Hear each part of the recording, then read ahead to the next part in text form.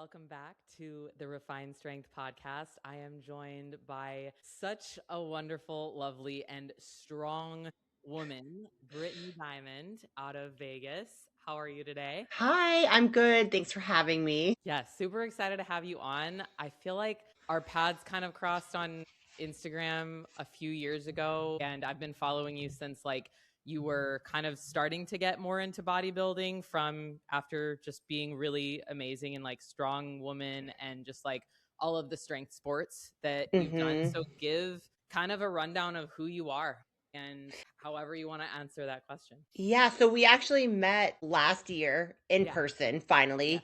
which was funny because I had heard about you back when I lived in Boston. And then we had a mutual client that I worked with for strength sports. And then when she wanted to make the transition, I had sent her like 5 different girls that I thought would be a good choice for coaches. And you were one of them. So that was really Thank you. exciting. But yeah, a little bit about me. So I grew up in the Boston area, moved around Massachusetts a lot. Started as a runner growing up. I was always outside at the age of 7, literally outside running every single morning. I had a paper route and I would like run with all the papers. And then I would play outside and kind of just lift rocks. I was definitely that weird kid. I was a little introverted. Pretty much all I was doing was either reading, exercising, or writing. So I was definitely kind of like a loner. I didn't have a great home life, so exercise was from a very early age an escape for me. And strength was something that, because, and I can talk about this now being in my mid 30s, because of a not so great home life growing up, strength was something physically that I wanted to possess and was very important to me because I made a promise to myself as a young girl that no one was ever going to be able to hurt me again. So strength training was a natural progression. I started lifting in middle school. I was a track athlete, and in 6th grade I started after school going to the high school so that I could train with girls that were older than me, faster than me, better than me. And I remember going into the weight room in 6th grade after track one day because I would lead core workouts. And I remember, I don't know, I kind of was just like a joke. I looked in the mirror one day and I was like, well, my legs are big and I'm like a stick figure up top. Yeah. I just wanted some muscle. I used to watch some of the fitness shows growing up, and I thought muscles were just kind of cool and powerful. And, like I said, I wanted to be strong.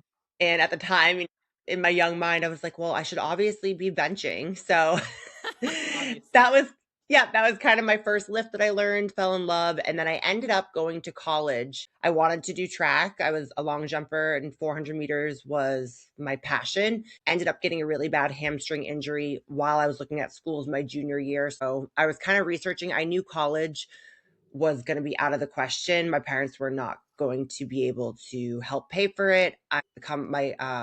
They're from Italy, and college just isn't a thing. It was a blue collar background. They thought it was a waste. So I said, okay, let me take it upon myself to figure out how I can get a scholarship. Long story short, I ended up getting a Division 1 rowing scholarship because I heard that if you're willing to wake up early, you have the academic grades, and have like a somewhat of a strength background, you can be a novice. So I met with the coaches, and I This had is done for some rowing, ocean. right? Yes. Okay. Yep. So I actually had done some ocean rowing called seine boats because I come from Gloucester, Massachusetts, which is like a beach town. Yeah. So I'd done that, but I didn't know like college rowing is much, much different. Yeah. So I did that for 4 years, which I'm very grateful for. I will say, Rachel, it was kind of like working a corporate job that you absolutely hate, but it was a means to an end. It helped me pay for college, got through, ended up getting more and more every year. And thank God we had lifts 3 days a week, Monday, Wednesday, Friday, right after practice. So it was 8 a.m. lifts, and that got me through it. I loved my strength and conditioning coaches. I'm still in touch with them.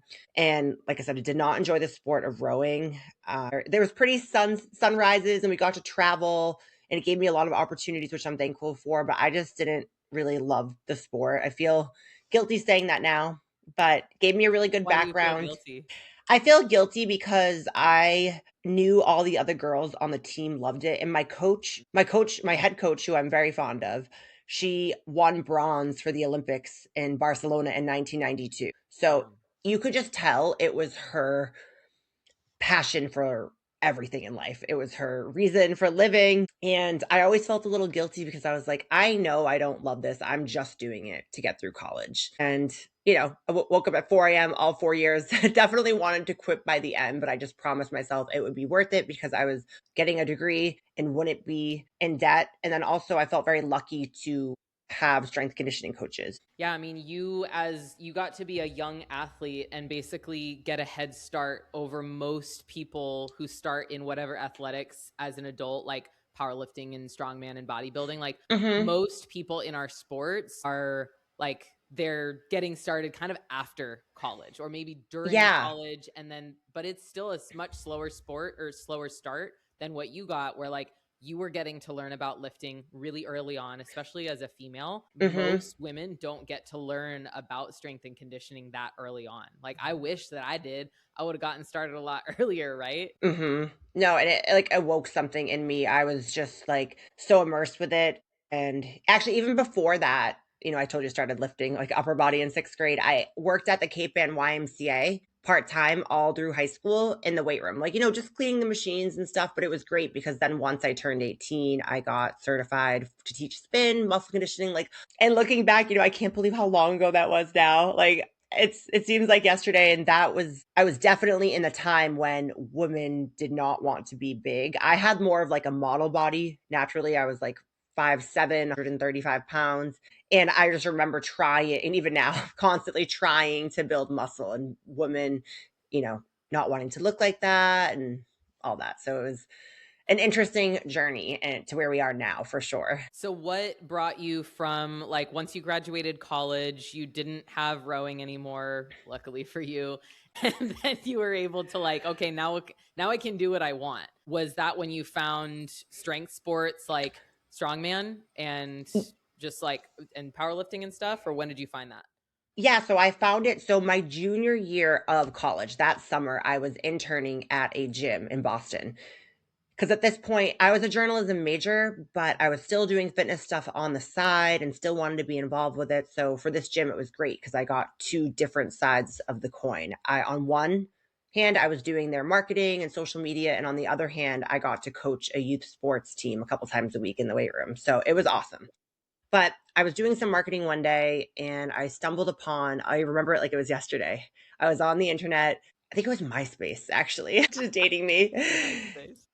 There was something called Boston's Strongest. And so I clicked on it and I was like, that's strongman. I've seen that on TV before. That's the men lifting cars and lifting stones. And then I saw that they had a novice division. And so I clicked on it and I was like, oh, wow, that contest is in 2 weeks. And I recognized the events. Like, some of them I didn't know what they were, but I knew what like an overhead press was. And then there was an axle deadlift. And I was like, okay, like I deadlift sometimes. And axle just looks like a bigger bar. So I remember on the entry form, I had to like the next day to sign up. So I signed up and then I emailed the gym owner, and he teased me years later because he was like, you were so annoying. You emailed me like 3 times to make sure that like you did everything right. Cause I was like, I hope they can get me in. Did I pay? Like, and I remember at the time, being like a broke college student, I was like, oh, this is kind of a lot of money for like an entry fee and the membership. I was like, I better be able to compete. So I did that. And before I knew it, these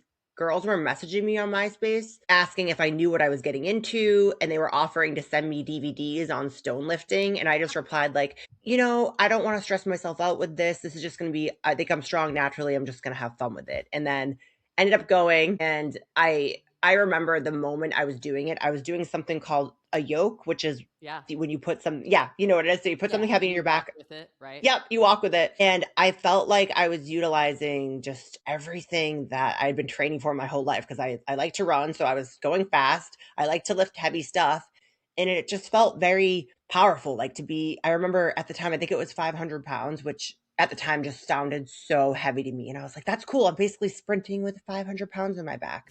But that day, something inside of me, I felt like I did when I was on the track field. Like it just felt like love that I hadn't experienced in a while because, again, at the time, like I'm just kind of going through the motions of the rowing to pay for college. And I promised myself, I was like, okay, I love this community. Everyone is so nice. They were kind of like iffy with me in the beginning because I'm such a girly girl. I remember I was wearing like short pink shorts, just silk material, like things you shouldn't wear for strongman, but I didn't know any better. But I did end up winning. And then the girls were nice after, and they said, like, if you just wore cotton and did X, Y, and Z, you could be so good at this. So that kind of got me through my senior year of college. Like, I knew as soon as I graduated, I wanted to be in that community. I purposely moved to that particular area of Boston. I got a job at Boston Business Journal, which was close to that gym. And yeah, that was just kind of it. So I remember the day I graduated college. I'm laughing because I have a pit bull too. She's laying down. Just like doing the most right now. Yeah. So funny. Always when you're podcasting, right? So I remember the day I graduated, I was actually still in season. So I graduated like May 3rd, and we still had one more race, our A10 championships. On the way, the bus ride back, we had our A10 championships in New Jersey, and we were going back to Rhode Island. So that's like a 6.5 hour bus ride. All the girls were kind of sad. College is over. That was their last race ever. Time to go to the real world. And I always had like a little journal with me. I was ecstatic. I was like, okay, I can't wait to start training tomorrow. I called it. I remember I took a selfie. I should try to find it for you. It was probably like my first Instagram post ever. I took a selfie the next day in the mirror at that gym and like was flexing. I was like, road to strong woman. Yeah. So, and I did the same competition that I had done the year prior, that August, only not in the novice division. And I remember I asked my mom for my graduation present if she could, from Matt Mills, who owns Lightning Fitness in Connecticut, if she could purchase like a program for me for my college graduation present. So that was when I pretty much just went all into it. Okay. So from Strong Woman, I know that you've broken records, you've done incredibly well. What do you think has been your biggest, what has impacted you the most from the sport, and how have you impacted the sport the most, in your opinion? What has impacted me the most is just kind of breaking out and doing something completely different. I remember I was starting to get like all I was doing on social media was posting my workouts, like using it as a diary. And the next thing I knew, like I'd be at work and in any spare time, I wouldn't take a lunch break. I would be like online making a website. I had a blog that I talked about lifting and not really caring what the scale weighed. I didn't really know at the time like what I was doing. I just wanted other women to get into it. I was so passionate about it. I thought it was just the coolest thing ever. I guess to answer your question, I never in a million years thought I would basically leave the corporate world and be able to have a business because of the opportunities that Strong Woman gave me. So, and I guess to answer the second part of your question, what have I done for the sport? So, like I said, I was a journalism major. I worked at Boston Business Journal. It's pretty outspoken. And I was kind of pissed off at my first Arnold, which was March 2015, that men could get pro cards and women couldn't. So I asked the Strongman Corporation president at the time, Dion Wessels, like, why is there no pro cards? And she goes, we're getting there. We're working on it. We just need more attention on the sport. So me and being a journalism major, I remember I contacted NPR about it. And the next thing I know, they came to the Arnold the following year, interviewed a bunch of people, and then we have pro cards. So I would say, and a lot of people might not know that about me. Yeah, a lot of people don't know that about me, but I didn't really, again, I didn't know what I was doing. I was like 21 or 22 years old, just kind of pissed. I'm like, it's not fair that men can make money and be on TV and the women can't. Yeah. Well, I think that's something that I admire a lot about you. I didn't actually know that that was the thing that you did, but I know that you have brought a lot of just attention to the sport. Just being an outspoken female, being a beautiful female as well, which like, thank you. I do know that plays a role, right? Like marketing does go towards people that are attractive, and you are attractive, you're really smart, you're really fucking strong. And so all three of those things paired with the fact that you want to give back to the sport and you want to give more opportunities to other women and show other women that they have those opportunities, that combination is really powerful. And a lot of times when people, especially just like women, if that's what we're talking about, when it comes to a sport and the women's side of the sport not getting enough attention or not getting enough of just the respect that it does deserve. Yes, we deserve that. But at the same time, money talks. And Mhm. she told you like, well, we need more money, we need more eyes on the sport. And so instead of what a lot of people do is complaining about like, well, they should just give it to us anyway, it's like, what if you just did something about it, and you're someone Mhm. who just took that action and did something about it, instead of, well, that sucks, I guess we don't have eyes on the sport. You know what I mean? Yeah, you can't have a victim mentality, and that's something that I feel very strongly about in all aspects of life. And I think me being a young girl and asking for that scholarship for a sport I didn't do, that gave me a lot of confidence to just ask. Like, and I always tell people, I'm like, if you don't ask, the answer is always no. So I'm not really a shy person. And yeah, you just gotta ask. And that's kind of what I was doing. Yeah, it's funny to talk about now because I did not realize what I was doing at the time at all.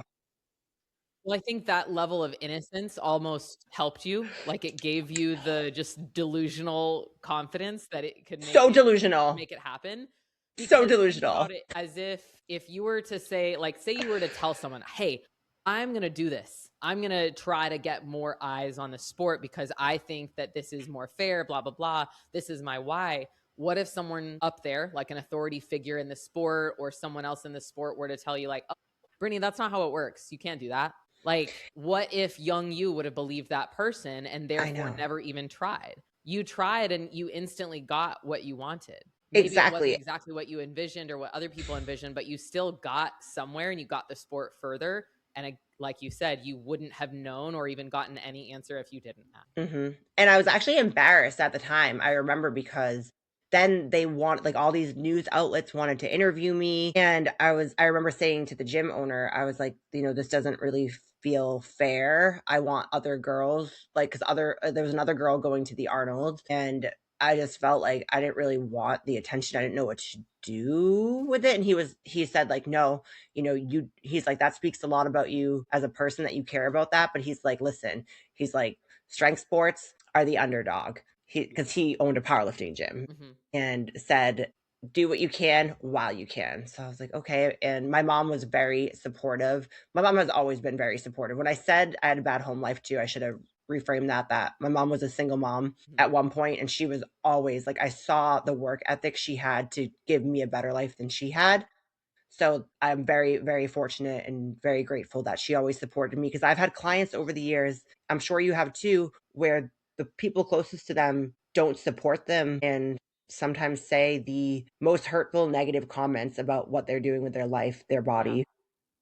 Yeah. And when you have someone who is close to you that not just doesn't really support what you do, but they actively kind of act against it. Like, they say you shouldn't do this. This is bad. This is toxic. This is destructive, when it's really just like, you're just working out. You're just like getting stronger. Maybe you're getting on stage or something. It's not hurting that person. They just don't like Yeah. it, because usually when people don't like something that you're doing, when it has nothing to do with them, they make it about them, and then they project those feelings of insecurity of like, well, I don't have that discipline, I don't have that action oriented mindset like you do. You probably did have some women or people who looked at what you were doing and felt like you didn't deserve the coverage or didn't deserve the hype or whatever attention that you got from being that outspoken, just strong person trying to make a difference. But at the end of the day, you made that difference. And if they felt that way, it's more so because they know that they didn't take the action that you're taking. Yeah. And I wish I had that wisdom, when I was in my early 20s, because people can be mean.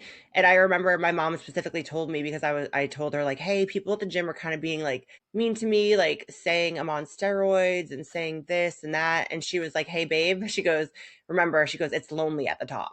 Yeah. So I'm glad I went through that experience. Again, I kind of felt like I was a little kid again, where I was being more introverted. It was such a weird like duo balance, because at work, I was like business Brittany, and on the internet I was like showing myself working out, but then behind closed doors I was just kind of like just reading and writing, Yeah. and didn't have like a big social circle at that time when I was competing. I was just so hyper focused too on the task at hand that I didn't feel like I didn't have any time to do anything else but work out, build a brand. So now, knowing what you know, your "it's lonely at the top" statement is really true, especially for like business owners, people who do make a big difference in wherever they're at. How have you been able to just kind of move past that mentally and not be bothered by the fact that it is lonely at the top? I would say just finding different people that I would click with. And I realized young that, hey, some of my friends aren't going to be my neighbors. They aren't going to be at the gym. I'd have community there, but it wasn't the same as like a best friend. One of my best friends, actually, I met her at the Arnold in 2017 competing, and she lives all the way in Australia. And she was a huge a source of inspiration for me. We would talk. So just trying to find your crowd. And even now, once I started working for myself and moving cross country and kind of starting over, I remember Chrissy Sine. We actually started the podcast simply because we were both a little depressed and lonely, and we felt like we needed to talk about issues. I was like, I'm sick of seeing myself on social media. Like, I want to do something else. So we just started the podcast as like a way to catch up, honestly. So I would say just reaching out to people has really helped, though. Yeah, I agree. I think reaching out to people and also just fostering the friendships that really do matter. And it doesn't have to be like everybody has to be your best friend, because I think that's where people get like building up your circle and your support system wrong, is they think that they should have a huge amount of friends and people that they're really close to. But in my mind, I look at your circle and your network is like a series of circles. Like you have your really close-knit circle, your spouse or your partner, a best friend or two, maybe some close family members, and then a circle bigger than that has a few other people in it. Maybe some that you talk to every week, but not every day. People that you reach out to more often or hang out with more often. And then as you go through the circles, like there's just less and less contact with those people, but you still respect them. You still like say hi to them, or maybe try to reach out to them when you're going to be in their city or something like that. That's the beautiful thing about just bodybuilding and the sport, like social media actually in general with fitness, is that you can have so many great friendships and relationships, and you don't have to even see people very often to continue to foster those. I'm glad you brought that up, because and I can be guilty of this too. Social media has such a bad rap sometimes. And it can be, there's pros and cons to everything, but the definite pro is that you can stay connected to these people that you don't always see, or maybe you've never even met. Like I said, you and I were connected before we ever physically met, and I felt like I knew you in a way because we had mutual acquaintances, clients, and then I would read your posts, and I felt like I knew you on a certain level. So that's definitely a huge positive to the world we live in. When you connect with people that do show themselves like their real selves on social media, because it's hard to like be connected with someone on social media who really doesn't show their authentic self. Like they might post just like their kind of celebrity status on social media, but stay more like behind a screen when it comes to their actual personality. So those people are just like, they're harder to connect with, and they probably do have either less friends overall, or just like more of their friendships stay off of social media, which is totally fine, but it's definitely a different level of connection. That's actually something I'm glad I am who I am on social media, but I sometimes look at people that have such a private life, and I'm almost like, should I have done that? I like how they don't put X, Y, and Z on social media, but then I'm like, I probably wouldn't have the friends or even the opportunities if I wasn't who I was. And I was just talking about this yesterday, actually, with Meg, who you just had on the podcast. And Chrissy, we had hers on ours, and we were just talking about that because one of her goals is to put more of real life stuff on her stories, like when she's in prep. And I just said last night, I was like, I used to talk to my camera doing silly things all the time. And I was like, I don't really do that because I feel like it's not trendy or whatever. And you know what? Last night, I love to cook. I'm always cooking. And last night, I like just got back from squatting. I had like stains all over me. And when you're like looking at the camera at a bad angle, I had like 5 chins, no good lighting. And I was just making like a meatloaf. And I was like, you know what? I'm going to joke why I'm like putting this together and just talk to the camera. And I was like, it actually like felt good. And I got a bunch of responses from my friends. They're like, oh my God, I love when you put the real you on. They're like, you're such a trip. I'm like, it actually felt good to get complimented on something that was so easy, rather than like, you put effort into content. We all do. Sometimes you put so much effort into trying to reach the right person and say the right thing and make sure your messages spread, that sometimes it's just fun to be raw and real. Yeah. I tend to get the most engagement on whatever I post when it's something a little less polished and just more like off the cuff, basically, or something that's funny that happened in my household with like our dogs and my fiance, or just like something silly, I get so much more engagement from that kind of thing than I do on like, a post that I worked for an hour on, right? Like that post is still important. And I think as a coach, and if someone is like wanting to be a coach or just wanting to be any kind of content creator and get anything out of it, it's important to put out the valuable posts. But that's where like the rules of social media that people think about, they don't have to exist the way that you think they exist. No. You literally, like, there's no rules. Yes, there's an algorithm, but because that algorithm changes all the fucking time, there's really no sense in trying to beat it or trick it or be like perfectly with it, because at the end of the day, if it's changing all the time and there's no announcement on how it changes and what's going to do better, you just have to try shit. And you just have to be yourself. And I think being yourself is one of the most powerful things you can do on social media, to not only get the engagement and the clicks and the likes, but more so just to be real and not feel weird about the fact that you're not yourself on social media. Because that to me would feel way weirder if I was putting out like an inauthentic version of myself just to get engagement or get clients or get money or paid or whatever. Like I would rather just be me, because that's a lot easier than trying to be someone else.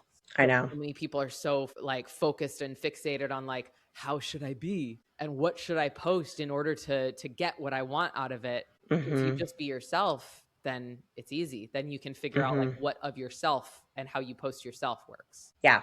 Yeah. And I think we are lucky because we started before TikTok and before there was people, because I know when people ask me now, like, oh, how do I get into this? There's so many people like almost harassing them, like, hey, I can help grow your brand, do X, Y, and Z, or this will go viral, or do this trend. And it's like, there's so much noise. And I think people feel pressured that they have to do something. And I'm like, you don't need to do any of that. Like I said, I didn't even know what I was doing at the time. I was just posting what I like to do, which was lift weights. And I always was wearing pink. And that's just what I did. Yeah, people think about like building a brand, and when they hear that, they think like, oh, I have my logo and I have my colors and all the things, but really building a brand is just showing yourself and showing up consistently every day as the same person who's also evolving, because everyone's always changing, but just showing up authentically as you, because that ends up building the brand that once you do decide like, okay, I'm going to get a logo, then it doesn't really matter what the logo looks like. It doesn't matter what your colors are, as long as it makes it feel like it's you. Then people are going to be like, fuck yeah, she got a logo. Good for her. Like I liked her before, I like her now. Right. Yep. Like building that's that a good way to brand put is it. really just like showing people who you are. Mm-hmm. What then, transitioning from your strongman life into bodybuilding competitively, what made you decide to go that route and decide like, okay, I'm going to now focus more on aesthetics than just strength alone and go into bodybuilding? So when I was younger, like I said, I always thought muscles, I just was like fascinated with them. I loved the look of them. And that's what I thought I was actually going to do when I was younger, was do bodybuilding. And then obviously like I found strength sports and fell in love, and that took me down a path that was meant to be. But then it came times I turned pro for strongman in 2016, and I did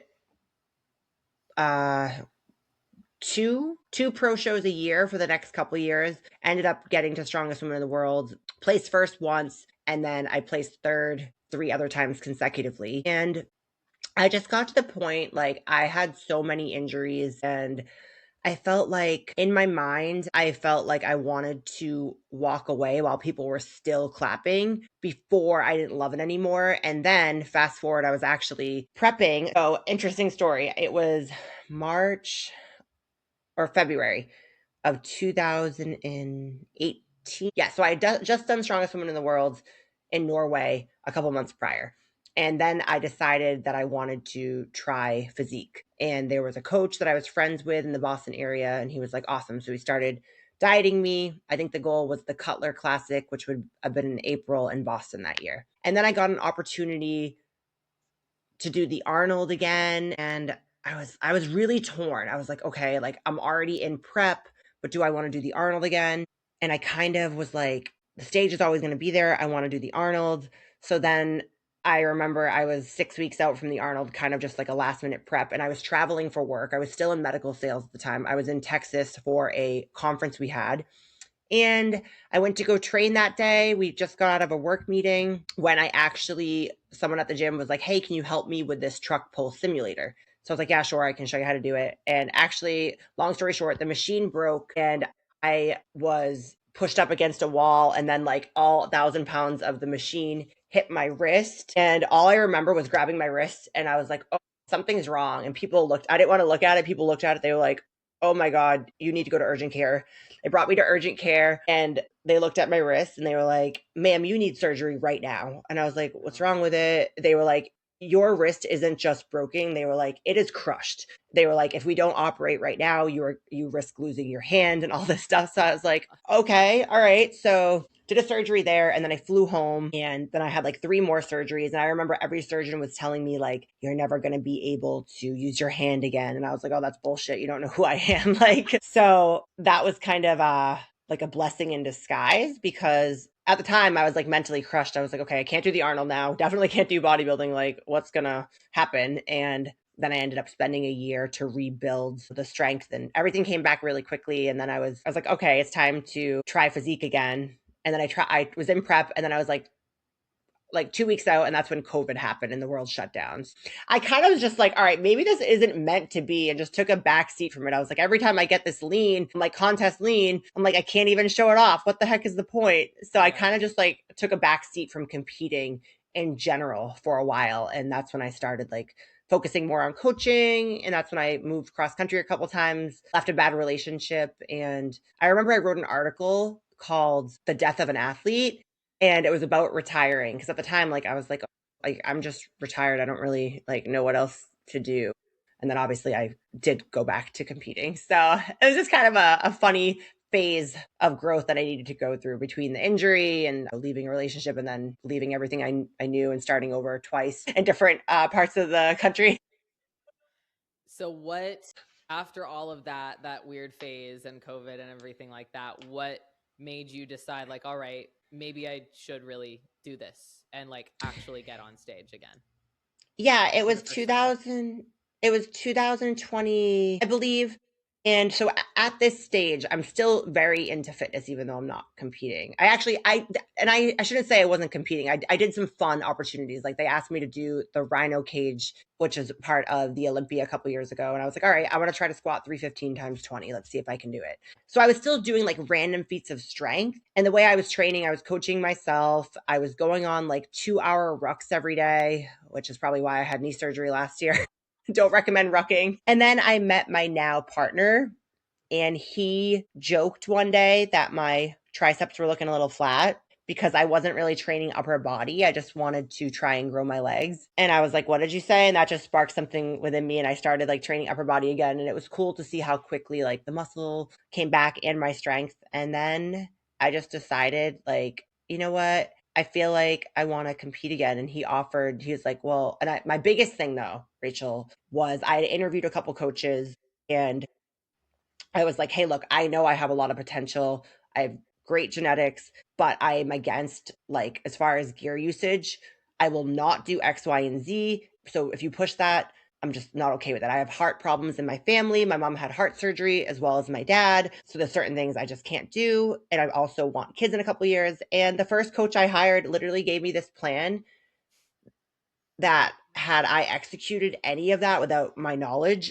I would have masculinized within probably 2 weeks. So I was like, okay, never mind. I'm good. I'm completely turned off. And my now fiance was like, I didn't want to offer this, but I would be willing to help coach you. He's an engineer, but he's had a passion for bodybuilding his entire life. And he was joking. He's like, hey, he's like, I look decent, but he's like, I don't have the genetics to take it as far as you. So he coached me through it, and I thought we looked pretty good. And it kind of just gave me like that bug, like, oh, I really like this again. But it was so nice going to bodybuilding in a different stage, like being in my 30s, having that knowledge and that wisdom of what I wasn't willing to do or sacrifice, because I never took, and I never will. Sometimes the competitive athlete in me gets very hard on myself and feels guilty, that I don't treat bodybuilding like I did strongman. I'm just not in that phase. Strongman,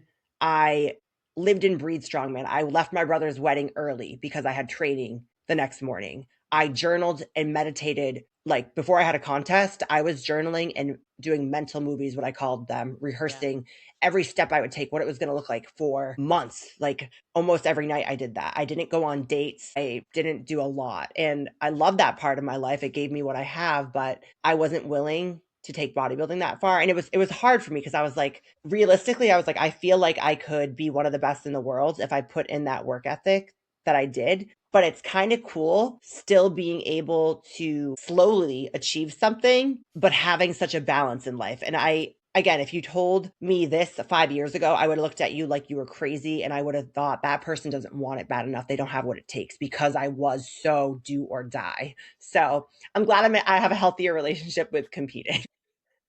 Yeah, I think that relationship with competing that you have is so underrated and underutilized. And so many athletes do become obsessed, and that obsession does fuel so much success. And while there's no part of me that thinks that obsession is wrong, I Not think at all. when you're not aware of it and aware of the impacts that it has on your life, it can eventually, like, it goes like this, it's going up and it's going up and you're doing great. And like the more obsession you have, the more success you have.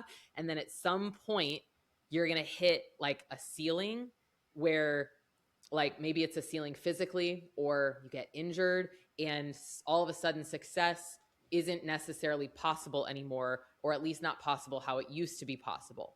And then the obsession keeps going. And that's where people end up resenting the sport, or they end up quitting and they say like, oh, it ruined my life, it ruined my health, it did this, it did that.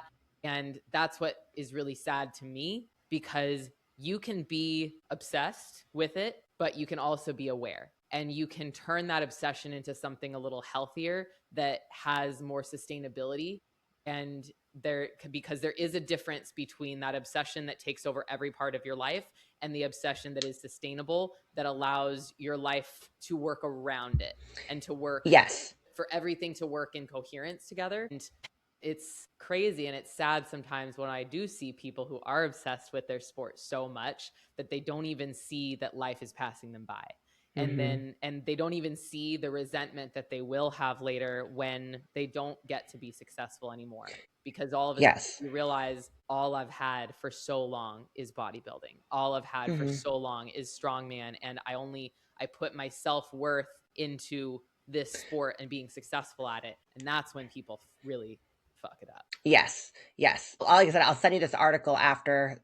I remember the full title now. It was called Retired Athlete Accepting the Death. And I compared not competing to that. I had to grieve that part of me. So it was really cool when I was competing again, because it felt like I had lost my ego, I guess you would say. Like I wasn't competing just to win. I was competing for something so much more. And it was really cool. I felt very confident with who I was as a woman competing in my 30s compared to my 20s. And my partner, obviously I've done a lot of inner work as well, but my partner has helped me so much with that, because he'll call me out when I joke now, I'm like, oh, the competitive athlete died in me. He's like, don't you dare say that. He goes, do you see how you are? He goes, unlike the old you, he goes, you're actually going to be a better bodybuilder, because the old me, like, let's say I had 200 grams of rice on my meal plan. Now, if like I'm traveling and I'm like, oh shit, it's 195. Like the old me would have gotten really stressed out about that.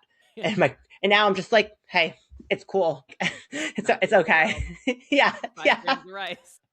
Yeah. Because I was so like just locked in, which again, like you had said, is good. And now I can see it in other people. And I used to look down at people, like when I would coach people and they'd be like, well, I want to do this and this. And I'm like, well, you clearly don't want it.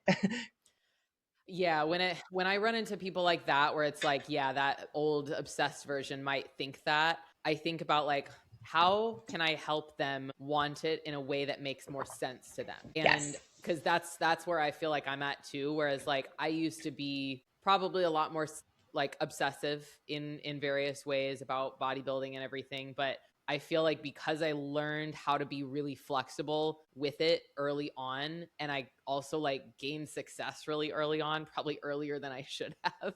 But like that allowed me to see like, all right, I can do this in a way that's different than other people do it. So now, like 10 years later, I've been competing for, it'll be 11 years this year. I know that I can do things in the way that work best for me. And if it helps me be less stressed out and less anxious or less type A because I'm just good, no matter what my meal plan looks like, no matter what my training schedule or cardio schedule looks like, I know I'm getting it done. I'm doing everything I need to do. It might not look like the other person's plan, or it might not be optimal as like compared to someone else's. But if I'm making progress and I'm moving forward and I'm having fun, does it really matter? Yes. And that's important to ask yourself for sure. It's hard. Like I said, it's a process. I feel like I went back and forth a lot between like the very competitive version of myself and like the more relaxed. And now I'm kind of at more of a middle ground. And don't get me wrong, I'm still very competitive and I'm still gonna, try to check all my boxes, but I just am, I guess, more forgiving with myself and a lot nicer to myself. That's the main thing. And the way I used to talk to myself, you could tell my rowing coaches were military. And I dated a Marine for a long time because I started, and I actually coached a lot of tactical athletes. That's why I was rucking, because I wanted to make sure that like I could walk the walk. And I was like, why am I talking to myself like that? There's no need to be mean. Yeah. Yeah. People think that being hard on yourself is like, they kind of like wear it as a badge of honor almost. And they think that it's like, that's going to be the thing that pushes them to do better. But really, it just kind of stresses you out more. It's like, think about it. If someone's yelling at you, do you really want to do anything that they're saying? No, you want to hide, you want to cry, you want to like get away from there as fast as possible. But if you're doing it to yourself, do you really think that you're going to do the things that you need to do better by yelling at yourself? Probably not. Yep. And I've done therapy. I've read all the books, listened to like self-help stuff. And it wasn't until my Anthony had said to me one day, he goes, I love you. And I hate how you talk to yourself sometimes, because that's like the way you talk to yourself isn't the girl that I love. And he was like, one day we want kids. He was like, how would you feel if your daughter started talking to herself like that? And he goes, you don't talk to your clients like that. I hear you on the phone. And I was like, damn, he's right. So I was like, wow, okay. So then I started like being very self-aware, did a little journaling exercise for a couple months where every time I had that negative thought about myself, I would write it down. And it just comes, your inner critic can be very loud. And again, my inner critic, I know now from years of doing work that it came from my upbringing. Yeah. But I also know that there is a way to kind of unlearn those patterns. But again, it made me very strong, very, I guess, what's It the built word? up Like, resilience. yeah, very resilient. Yeah. So I'm glad for it. There's a lot of things I kind of missed out on in life when I was younger, but now I'm making up for it. So that's okay. Yeah. Yeah. I think just like everything we're talking about here is like, there is that build up period. There's the rise where you break the things and you make the mistakes, and you're hard on yourself, you're obsessed. All of that time was spent building you into the person that you are now. And in the middle of the two was that like unlearning phase. It was the ego death. It was the learning to be kinder to yourself and learning to relax, because life is a lot more fun when we're a little bit more relaxed. So, and just like kinder to ourselves. Yes. But you need both parts to become this version of yourself. Yes. I always joke, I'm like, there's an angel on one side of my shoulder and the devil on the other. I'm like, they kind of meet in the middle. So what are you doing now? What is your like life's mission now, would you say? So I'm at a really cool time in my life because something I was struggling with last year. And I feel like whenever I've had so many surgeries, whenever I go through surgery, it's like a couple days off. So you're really forced to sit with your thoughts. And I was kind of like, am I doing too much? Because I love coaching. So I've been coaching in some capacity for the past 18 years, whether that be in person, or then in 2020 is when I decided to leave my corporate job to coach full time. I had 50 athletes on my roster. And over the past year, I kind of felt like I wanted to do more living. I was sick of I loved what I was doing, but I was sick of just being on the computer all the time or not being able to like hang out with my man because I had check-ins all day on Sunday. So it started as a slow process where I decided to take a day off. I was like, you know what?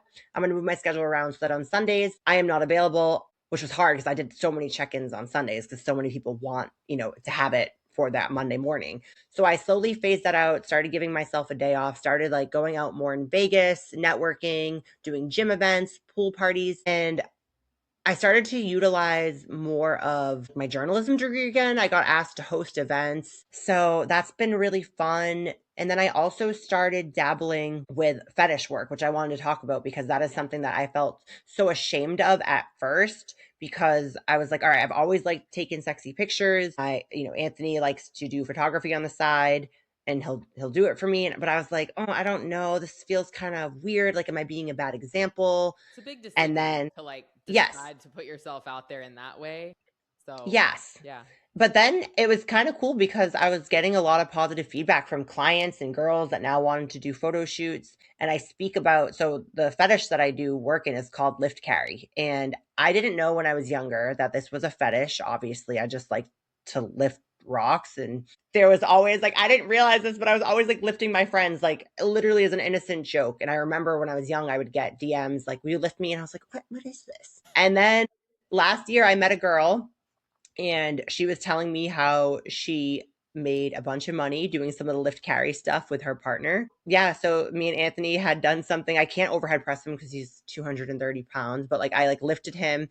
And then I got an opportunity. Like it's funny, like there's these little, my friend Chelsea Dion and I do it together. We get hired to do these like fetish work skits where it's honestly so fun. A lot of times we'll just be like lifting, the scene will be lifting, and then we have to like get mad at some guy and like throw him around and do a lift. And it sounds so utterly ridiculous when I'm describing it. I went home to tell my family before they found it on the internet. I was like, hey, look, I'm doing X, Y, and Z. And my mom was like, hey, as long as they're, actors and it's in a safe setting, cool. And I just tried to own that because I was like, there's nothing wrong with it if I'm having fun with it. Yeah. Yes, I realize it's a fetish. I just have to be, and I approached it like, hey, as long as I'm being honest with my audience, because it wasn't something that I wanted to hide, because what if like someone then found it and then put it out on the internet? I was like, I'm just going to own it. And I was so worried that it would, take away from my coaching brand, but it really hasn't. It's actually given me more opportunities and I've made more money, like contributing to my 401k. I'm paying for my wedding. And it's like, okay, cool. I can capitalize on this while it's time. And I'm always someone like, I'm always doing like 10 different things at once, which I like. So it's been really fun. How I think it's cool that like, and the thing you said about not wanting to hide it, I think that's the thing that is the hardest for so many people who do that kind of work, or whether it be fans or just like anything that's of that nature. It's like they kind of want to hide it. And yeah, at the end of the day, like, A, you're not going to be able to market it if you're hiding it. And so you're not going to make as much money. And B, people are going to find it no matter what. And so I think being just like having the confidence and the like fearlessness of just like, I'm just going to put this out here. And if someone doesn't like it, they don't have to watch. They don't have to be a part of it. They don't have to follow me. I think that's really powerful. And that can be, even if someone wasn't doing that stuff, they could use that lesson with literally anything that you're doing. People are embarrassed to be bodybuilders when it comes to like, they have a corporate job and they don't want people to know. And it's like, at the end of the day, for the most part, it doesn't matter. Like, you're not hurting anybody. Someone's in-laws might make judgmental comments about you bringing your food to a restaurant, but at the end of the day, like, you're living your life. You're not living their life. They're not living your life. So I think with this, it's cool that you're leading by example in that way. And it could be transferable to anything that someone does that they're not proud of, or they don't know how people are going to think about it or receive it. So I think that's really cool. Yeah. And I think the biggest fear of mine was not only what people think, but I always had this fear in the back of my head, as a business owner, how it is like, well, what if just no one wants coaching and I can't do this? I have to go back to the corporate world. I was like, a medical sales company might not accept me now because of what they see when they Google me like overhead pressing a man or something. And I kind of just let that go because I was like, you know what? I made a promise to myself. I was like, I am always going to make it work and I'm never going to work for someone else. So whether whether I be coaching, lifting people, writing a book, doing ESPN reporting, whatever I'm doing, it's going to be for under my terms. Yeah. Yeah, once you get like enough of a taste of success as a business owner and entrepreneur, like I can't see myself going back. And I never even like, honestly, have never had that thought ever since I quit my job in 2021. I was just like, That's so good to hear I'm because done. I I'm battled done. with it for a while. I think like when you did, when you made money, when you loved pieces of it, whatever, it can be hard to accept that. But once I always look at coaching and like making money and things like that, it's like it's literally limitless. Whereas you go to a corporate job, there's a limit, right? And so whether it's you're waiting for that percent increase for cost of living when you make a salary, or you're just waiting for those 2 weeks of paid vacation that you get, or you are in a sales job and you're just waiting for the next commission, and you're so hungry for that commission that someone else is dictating that you get based on your performance, right? Yes. And so when I look at that stuff, I'm like, well, I'm the one that's responsible for me now, nobody else. So I can always make more money. There's just like, I have a certain amount of clients and they're amazing and I love all of them, but I won't coach all of them forever. And someone leaves,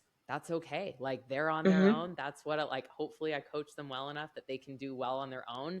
There's millions of people out there that I can coach. Yes. And I have at least 3K followers, which isn't that much in comparison to a lot of people, but like that's how I've gotten here. You've gotten where you're at with what you have. Imagine what you can continue doing even while just staying exactly the same. Even though you're going to keep getting better, you're going to keep growing and scaling and doing different things. So that's how I kind of look at it, is like, there's no way that I could go back because I'm never going to be that person again. And I'm always getting better. So why would I have the necessity to try to go back and like do that again? Yeah, you have to have an abundant mindset. I remember I would carry around like what in my wallet, I would carry around like what my ideal life looked like and what my ideal client would look like. Because there was a time when I just said yes to everyone and I was like, okay, this is killing me. Like I can't. I remember I had a client once who literally like she signed up and everything. And then she told me, she's like, well, I never want to look like you. She's like, I think it's disgusting. And I couldn't believe, I was like, disgusting? Like, why did you hire me then? So I was like, okay, here's your money back. I'm good.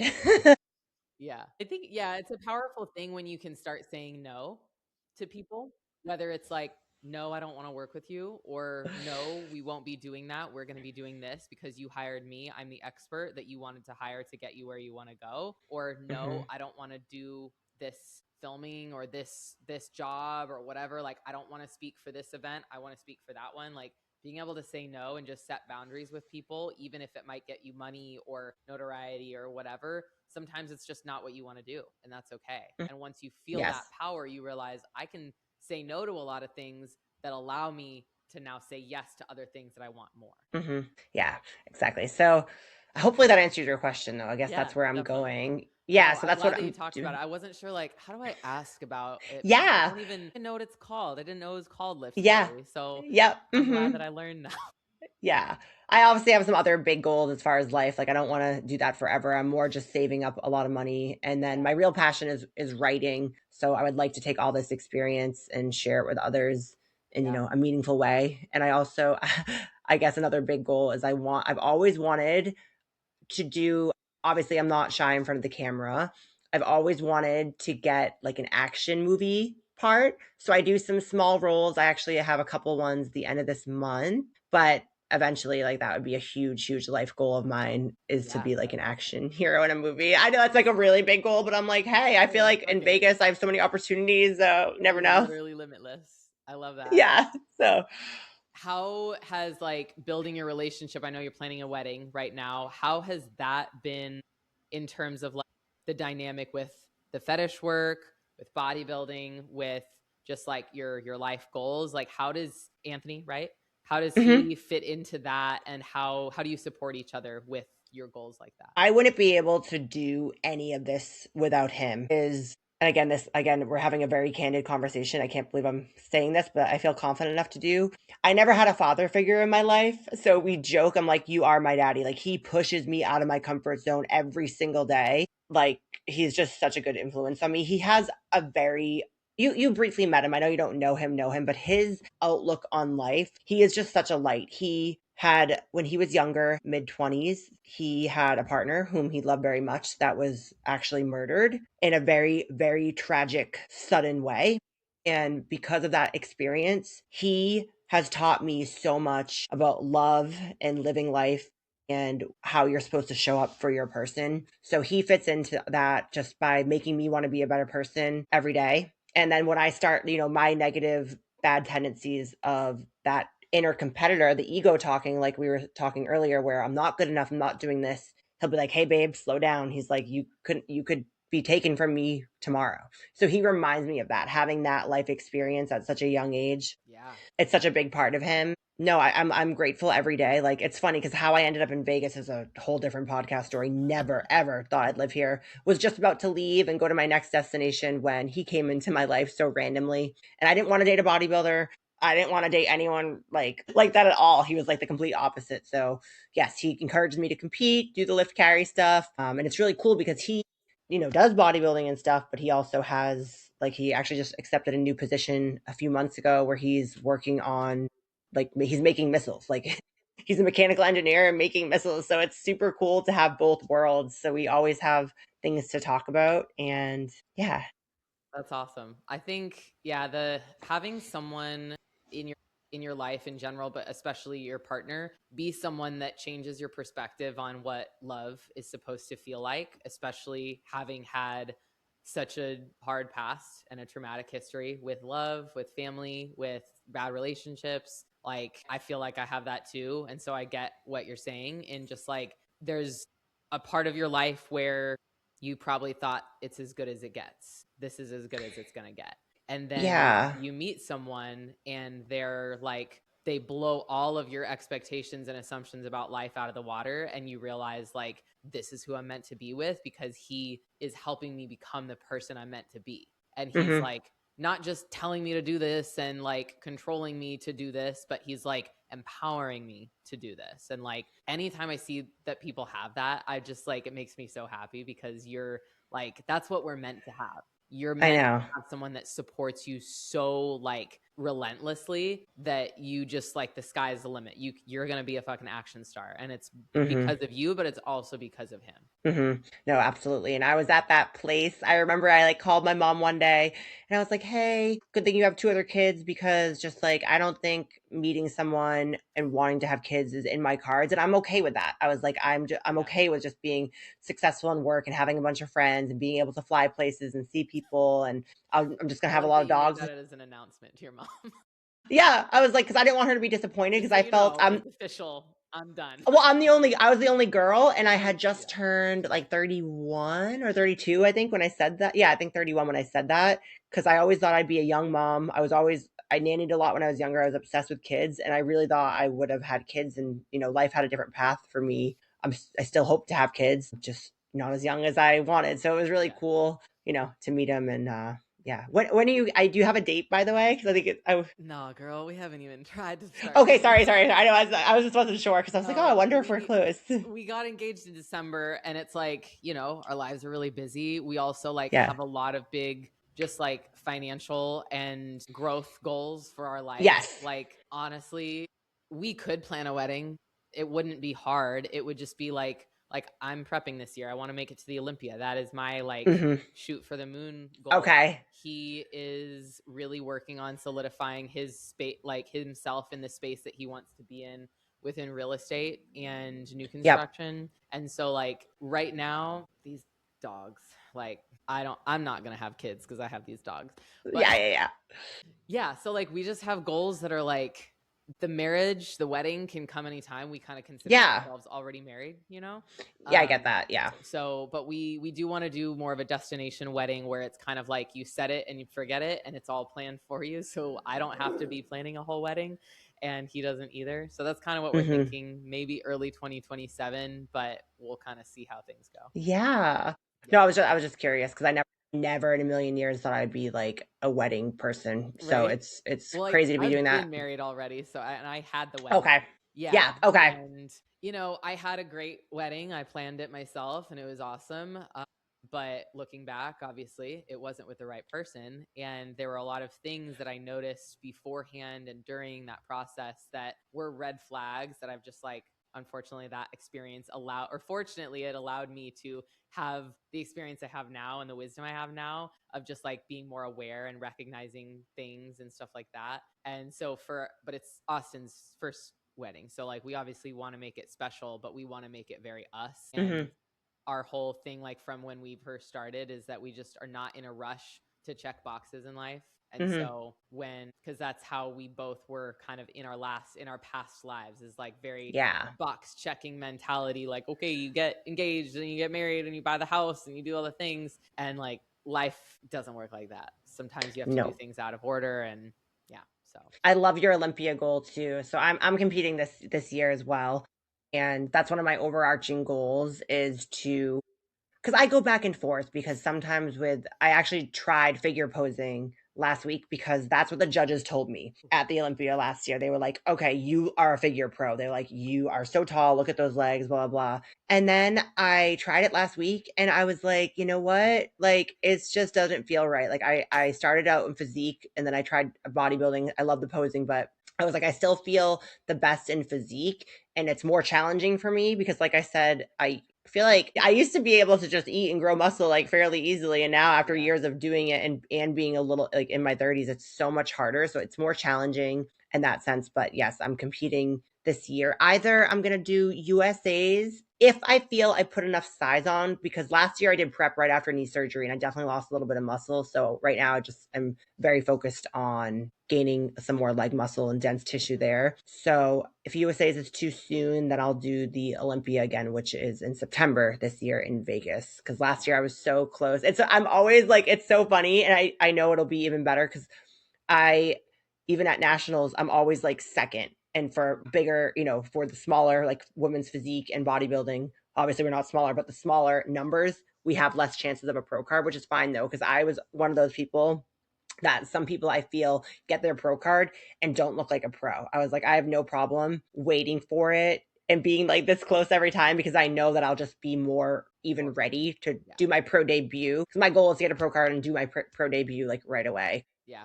It gets old hearing like, oh, I thought you were a pro. Like you look like a pro, like your body. That's literally what I said to you. And I'm not actually. Yeah, it's an overarching goal, but it's kind of cool to be like, I have all my goals. I like write down like different ones right over here. And yeah, I put pro card again, but I put it lower on the list because like it used to mean so much to me. And now I'm kind of like, yeah, that'll be cool. But like, I'm still going to build my body however I want. Yeah. So, and I'm starting to learn, like I used to think everything had to be so quick. Like I had to, if I wanted to achieve this, I had that. Possible. Yeah. And now I'm like, okay, I can do this for a while. Like if anything, age is going to help me because it's easier to get leaner now that I built that muscle. It's so easy to get lean. Like it was not this easy when I was 28. I had to work my ass off for it. So yeah, so that'll be cool. Yeah, I'm excited for that to happen. Well, I'm excited for both of us and to see you reach all of those goals this year. Excited for you. Yeah. See you at the Olympia, both of us. Yeah. But Brittany, thank you so much for being on the podcast. Thank you. I gotta go train now, so I would. Yeah, cool. Yeah, it's late there. Forever. I know. We'll have to do another one. I could talk to you forever. We'll definitely have you back after we've reached some goals, maybe this year. Hell yeah. All of Brittany's information will be down in the show notes. So all of her links, if you want to work with her, follow her along, if you want to subscribe to anything she has going on, all of it will be down there. And thank you guys for listening. We'll see you on the next one. Thank you, Rachel. Thank you, Brittany. Bye.